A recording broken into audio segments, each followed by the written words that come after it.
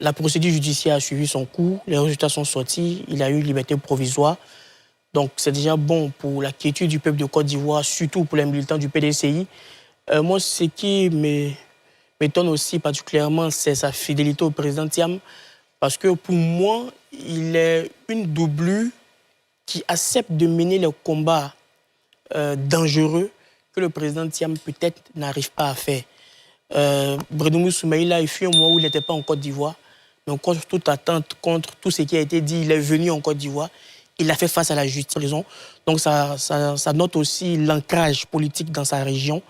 Est-ce que, oui, c'est une bonne nouvelle, mais quelle est la dynamique pour après? Actuellement, au niveau des législatives, les indépendants sont la troisième force politique de la Côte d'Ivoire. Ils viennent juste après le PDCI. Donc pour dire, les indépendants ont une marge d'évolution meilleure que celle du PDCI-RDA.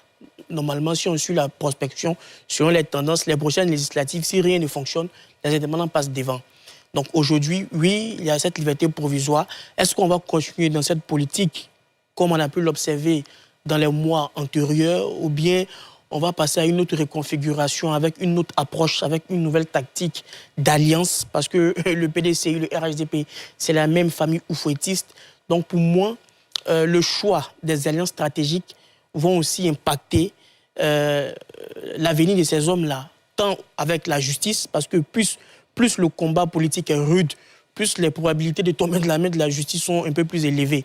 Parce que très souvent, on estime qu'on ne doit pas respecter une institution de la République parce que cette institution de la République-là même viole un principe de la République. Donc pour moi, c'est plus ces analyses-là qu'on doit faire à froid.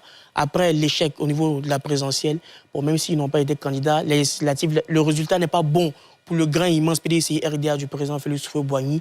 Il faut faire cette analyse-là à froid et voir dans quelle mesure ils pourront travailler, parce qu'il y a beaucoup d'enjeux, il y a beaucoup de préoccupations aussi que certains Ivoiriens pensent et qui ne sont pas forcément du même avis que du parti au pouvoir. Ils doivent pouvoir incarner cette logique-là à travers le PDCI-RDA. Très bien.